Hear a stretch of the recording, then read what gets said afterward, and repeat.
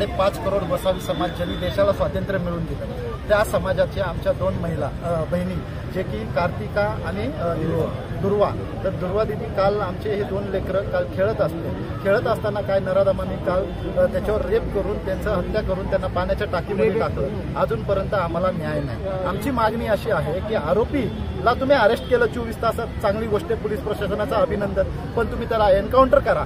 तुम्ही हैदराबाद पॅटर्न खेडमध्ये राबवा, महाराष्ट्र पोलिसाचं नाव जगामध्ये होईल, त्यामुळे त्याचं जागेवर एन्काउंटर करा. तोपर्यंत हा भटकामुक्त समाज मागे हटणार नाही. आमची मागणी अशी आहे की 1 लाखापेक्षा जास्त भटक्यामुक्त समाजावर अन्याय झालाय. मग तुम्ही ते रायनपाडाचे केसेस आहे का, मोहिनी जाधवचे केसेस आहे का, तेजस पिसेचं केसेस आहे का, किंवा भोसरीमध्ये आता मध्यंतरी आमच्या मुलीवर रेप झाला होता त्याचं केसेस आहे का. 1 लाख केसेस असे आहेत सर की त्याच्यामध्ये अजूनपर्यंत आम्हाला न्याय नाही भेटला. म्हणून आमची मुख्यमंत्र्यांकडे अशी मागणी आहे की महाराष्ट्रात 4.5 करोडपेक्षा जास्त विमुक्त जाती भटक्या जमाती समाज राहतो, मग त्याच्यामध्ये 5.5 करोड पूर्ण इंडियामध्ये गोसावी समाज राहतो. हा भिक्षा करणारा समाज, हा मागत पण करून करणारा समाज, मोलमजुरी करून जगणारा समाज, या समाजावर पालावर झोपडीवर अन्याय अत्याचार होतोय. त्यामुळे तुम्ही एक निर्णय घ्या. आम्ही तुम्हाला एक सजेशन देतो की तुम्ही पॉलिसी मेकिंग आहात आणि पॉलिसी मेकिंग मध्ये तुम्ही एक निर्णय घ्या की भटक्या मुक्तांना अॅट्रॉसिटी सारखा संरक्षण कायदा भेटला पाहिजे. मग त्या संरक्षण कायद्यासाठी तुम्ही समिती नेमा. मग इथल्या आमदारांनी विधानसभेमध्ये प्रश्न विचारावा ना. म्हणजे इथल्या आमदारांना आम्ही मतदान केलंय, कशाच्या बेसवर केलंय की बाबा आमचे प्रश्न तुम्ही विधानसभेमध्ये ठेवा.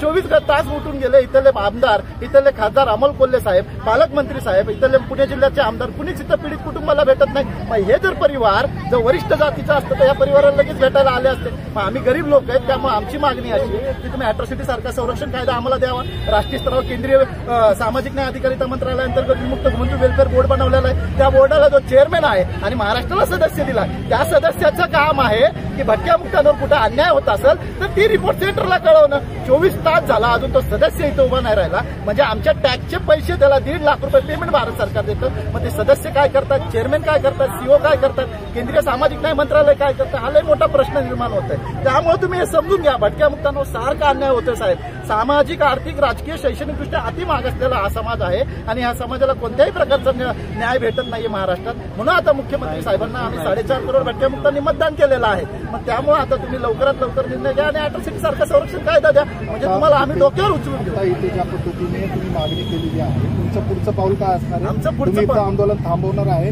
नाही, आम्ही आंदोलन थांबवणार नाही. आंदोलन अजिबात नाही थांबवणार. इथं 5 लाख लोक एकत्र होण्याचा आम्ही निर्णय घेत आहोत. त्यामुळे मुख्यमंत्री साहेबांनी लवकरात लवकर इथं यावं. या पीडित कुटुंबाला 25-25 लाख रुपयाची घोषणा करावी. तुम्ही मागच्या वेळेस घोषणा केली, ते आपल्या बाजूला श्रीगोंदा तालुक्यामध्ये नावरे म्हणून एक गाव आहे, तिथल्या परिवाराला त्या बाईवर रेप झाला आणि तिचे 2 डोळे काढून फोडले. त्या परिवाराला न्याय देणार असं त्यांनी सांगितलं होतं, पण अजूनपर्यंत त्या बाईला सुद्धा घर नाही दिली. मग आपले खासदार साहेब त्या परिवाराकडे लक्ष देणार आहेत का? ह्या परिवाराकडे लक्ष देणार आहेत का? असे येतात केसेस, जातात, कुणी लढत नाही. म्हणून 15 दिवस आम्ही इथून हटणार नाही, हा निर्णय घेतोय. त्यामुळे मुख्यमंत्र्यांना आमची मागणी आहे, तुम्ही लवकरात लवकर निर्णय घ्यावा. नाही तर मग सीपी साहेब, एसपी साहेबांनी एक कमिटी गठीत करून त्याचा एन्काउंटर रस्त्यावर करून टाकावा, हीच आमची मागणी आहे.